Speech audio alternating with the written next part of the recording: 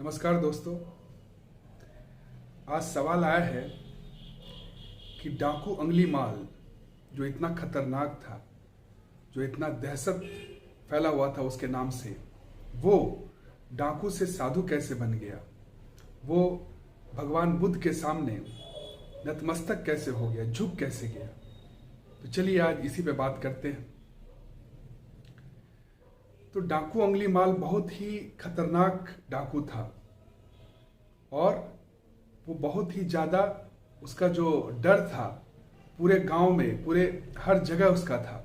उसके डर से कोई आते नहीं थे। उसके जहाँ पे जंगल में, जो उसका जंगल था जहाँ पे वो रहता था, उस रास्ते से कोई जाता नहीं था। वहाँ के राजा भी कांपते थे उसके नाम से। 999 को मारकर, उसकी उंगली को काटकर वो माला पहन चुका था और एक उंगली का इंतजार कर रहा था, क्योंकि उसका प्रण था कि 1000 उंगली उसको पहनना है गले में। और बहुत दिन से कोई नहीं जा रहा था उस रास्ते से, क्योंकि सब जगह ये दहशत फैल चुका था। जब भगवान बुद्ध को मालूम चला कि ऐसा ऐसा बात है कि अंगुलीमाल एक और आदमी की तलाश में है, लेकिन बहुत दिनों से कोई जा नहीं रहा है, तो वो बोले कि उनको जब ये मालूम चला इसके बारे में, तो बोले कि मैं जाता हूँ। सब लोग उनको रोका कि आप क्यों जा रहे हो, वो साधारण आदमी नहीं है, वो आपको मार देगा। वो नहीं देखेगा कि सन्यासी हो, आप संत हो या साधु हो, वो आपको मार देगा। बहुत लोगों को मार चुका है, उसके मन में दया नहीं है किसी के लिए। लेकिन वो किसी के समझाने में आए नहीं, वो चलते गए और रास्ते में आए, उसके जहाँ पे वो था उस जंगल से गुजरने लगे। जितने भी उनके जितने भी उनके साथ जो साधक थे, वो सब छोड़ दिए उन्होंने, क्योंकि इस संकट में कौन जाएगा, सबको अपने प्राण की पड़ी थी, सब छोड़ दिए। लेकिन बुद्ध गए और जब जैसे ही जा रहे हैं आगे, तो पीछे से आवाज आती है कि रुको, कहाँ जा रहे हो? एक बार हुआ, 2 बार हुआ, 3 बार हुआ, वो रुके नहीं। फिर वो जब फिर से बोला कि रुको, कहाँ जा रहे हो? मैं कहता हूँ रुको, तो वो रुकते हैं और बोलते हैं कि मैं तो कब का रुक गया, तुम कब रुकोगे? ये बात बहुत ही दार्शनिक है, ये साहित्यिक लगती है ये बात। मैं तो कब का रुक गया, तुम कब रुकोगे? ये बात बहुत ही नॉर्मल लगती है, लेकिन ये बहुत ही, इसका डीप मीनिंग है। वो तन की बात नहीं कर रहे थे, वो मन की बात कर रहे थे कि मेरा मन तो कब का स्थिर हो गया, तुम्हारा कब स्थिर होगा? मेरा मन तो कब का शांत हो गया, तुम कब शांत होगे? वो भी समझ नहीं पाया। वो भी देखा कि मैं तो बैठा हूँ पेड़ पे और ये भागे जा रहा है और बता रहा है कि मैं तो रुक गया, तुम कब रुकोगे? अजीब पागल आदमी लगता है। फिर वो उतर के आया नीचे, वो बोला कि तुम मुझे जानते नहीं, मैं कौन हूँ? मैं डाकू अंगुलीमाल हूँ, मेरे से लोग डरते हैं, मेरा खौफ है हर जगह, और तुमको डर नहीं लग रहा है? तो बोले कि तुम क्या करोगे? मेरा मारोगे? मार लो, ये शरीर ही लोगे मुझसे, ये शरीर छीनोगे तुम मेरे से। ये तो ऐसे भी इसका गोल, इसका जो जहाँ पहुँचना था, इसका जो मीनिंग था, वो मैं पा चुका हूँ, उसका फुलफिलमेंट हो चुका है। अब ये रहे या ना रहे, इससे कोई फर्क नहीं पड़ता है। तुमको ये चाहिए ले लो, लेकिन एक चीज़ बता दो कि तुम जो इस रास्ते पे चल रहे हो, जो ये तुम कर रहे हो, इससे तुमको क्या मिल गया?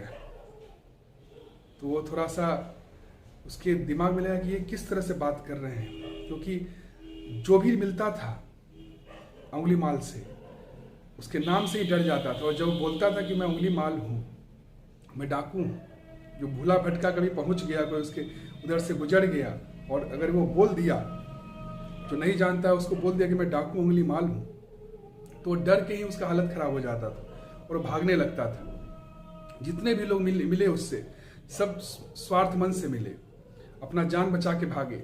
सबके मन में डर था, असहज हो जाते थे उसके नाम से। लेकिन जब बुद्ध मिले तो निडर थे, निस्वार्थ थे और सहज रूप से मिले। यही फर्क था। जितने भी लोग मिले वो सब अहम थे, अहम में थे, लेकिन बुद्ध जो थे ब्रह्म थे।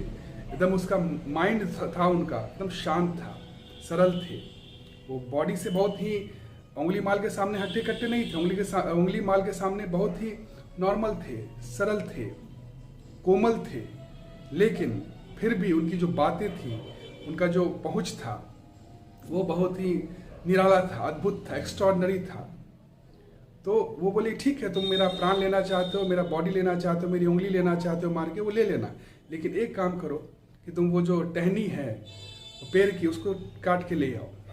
तो बोला ये कौन सी बड़ी बात है, मैं काट देता हूँ, ऐसे भी तुम मरने वाले हो, मरने वाले की इच्छा का पूरा करना ये कर्तव्य है मेरा, मैं कर देता हूँ, इतनी समझ थी उसकी। तो वो काट के ले आया। तो ये बुद्ध बोले कि ठीक है, एक काम करो, इसको लगा दो फिर से। तो बोले कि क्या बात करें, पागल हो क्या, एक बार कटा हुआ चीज फिर से कैसे जुड़ता है। तो ये बोले कि तुम जब ये समझते हो कि जब एक बार कटा हुआ चीज फिर से नहीं जुड़ता है, तो फिर तुम इतने लोगों जो काट रहे हो, ये कौन सी बड़ा काम कर रहे हो, कौन सा बड़ा अचीवमेंट कर रहे हो। इससे तुमको क्या सुख, शांति और संतुष्टि मिल गई, सिवाय डर के, निराशा के, क्रोध के, असंतुष्टि के तुम्हें कुछ नहीं मिला और न मिलेगा। ये चलते रहेगा, ये प्रक्रिया चलाते रहोगे, तब भी ये नहीं मिलेगा। सिर्फ खौफ में जीते हो, इससे कहीं मिला नहीं तुम्हें, कोई तुम्हें शांति, सुख और समृद्धि, संतुष्टि, आनंद नहीं मिलेगा तुम्हें, न मिला है न मिलेगा। इस रास्ते से जाओगे, लेकिन मेरे रास्ते से चलोगे तो तुम्हें सब कुछ मिलेगा, सुख, शांति, आनंद की प्राप्ति होगी। बुद्ध जो थे, बुद्ध चाह के ऊपर थे, उनका कोई चाह नहीं था, वो कंप्लीटनेस थे, गोल थे, तो उनका कोई चाह नहीं था। जिसकी चाह होती है वही झुकता है, जिसका कोई चाह ही नहीं, वो चाह से ऊपर है, उसके सामने सब कुछ झुकता है। उसको हराना ही मुश्किल है। आप किसको हराओगे, किसको बांधोगे? उसी को बांध सकते हो जिसकी चाह है, उसी को डरा सकते हो, उसी को झुका सकते हो जिसकी कोई चाह है, जिसकी कोई इच्छा है। लेकिन बुद्ध तो स्थिर हो गए थे। वो बोले ना कि मैं तो कब का रुक गया, तुम कब रुकोगे। तो उस परम शांति, परमानंद के स्टेट से वो बात कर रहे थे, तो गोल से बात कर रहे थे, डायरेक्ट वो गोल थे, वो लक्ष्य, उस वहां तक पहुंच चुके थे, उस स्तर से बात कर रहे थे। तो उसको बांधना, उसको झुकाना, उसको डराना नामुमकिन था। वहां तक पहुंचा जा सकता है, वो जो रास्ता बता रहे हैं, लेकिन उसको नहीं झुकाया जा सकता है। उसको झुकाना मुश्किल था, नामुमकिन था। वो निस्वार्थ थे, सरल थे, निडर थे। और यही जो बात थी, यही कारण हुई उंगली माल को झुकाने में, क्योंकि उसको झुकाया नहीं जा सकता है। जितने भी लोग मिले उससे, उंगली माल भी अहम था, उसमें भी डर था, असहजता था, खौफ था, लेकिन थोड़ा ताकतवर था, उसका वो फायदा उठाता था। दूसरे भी जो अहम आते थे, जो डर में रहते थे, खौफ में रहते थे, उसको देख के डर जाते थे और दो अहम की लड़ाई होती थी। और दो अहम की लड़ाई में उंगली माल ताकतवर रहता था, बॉडी से हरा देता था, मार के काट के लगा लेता था, और इसी को ये वाहवाही करता था। लेकिन जब अहम की जब मुलाकात ब्रह्म से हुई, जो ब्रह्म जो पूर्ण है, वो इच्छा के परे है, इच्छा के ऊपर है, गोल है वो, तब वहाँ पे कोई उपाय ही नहीं है। वहाँ पे वो जीतने नहीं गए थे बुद्ध, वो जिताने गए थे, उसकी आत्मा को जगाने गए थे, उसकी चेतना को ऊंचा उठाने गए थे। इसीलिए उसको हराना तो मुश्किल था। वो भी चौंक के रह गया, वो भी एकदम असहज हो गया कि भाई कैसा आदमी से मिल रहा हूँ मैं, जिसको डर ही नहीं है। मतलब उसको बोल रहा हूँ मैं मार दूंगा, काट दूंगा, उसको डर ही नहीं है। ये चीज़ किसको हो सकती है? वो ब्रह्म को, जो उस तक पहुँच चुका है। और वो बता रहे हैं, मैं तो रुक गया, तुम कब रुकोगे। वो उस गोल की बात कर रहे हैं, जिस गोल से वो बात कर रहे हैं। वो मन की बात कर रहे थे। मन का ठहरना, मन का स्थिर होना ही शांति है, मन का स्थिर होना ही गोल है। मन का जहाँ स्थिर हो गया, वहाँ पे वो परमात्मा से वो जुड़ गया, परमात्मा प्राप्ति हो गई। मन का बाहर दौड़ ही संसार है, मन का स्थिर होना ही परमात्मा प्राप्ति है, संन्यास है। तो उस लेवल से वो बात कर रहे थे। तो उसको हराना मुश्किल था। उसके सामने सिर्फ नतमस्तक ही किया जा सकता है, क्योंकि नतमस्तक करके फिर उसके अनुसार काम करके फिर उस तक पहुंचा जा सकता, दूसरा कोई उपाय ही नहीं था। इसीलिए जितने भी लोग आए सब अहम थे, लेकिन बुद्ध जो आए वो ब्रह्म थे। तो ब्रह्म के सामने झुका ही जाता, उसके सामने उठने का कोई बात ही नहीं, क्योंकि उसके सामने उसको हराने का कोई उपाय ही नहीं था उंगली माल के पास। बुद्ध बहुत सरल थे, कोमल थे, उसके सामने, उसके बॉडी के सामने, देह से बहुत ज्यादा बड़े नहीं थे उंगली माल के सामने, लेकिन मन, उनका मन समुद्र था।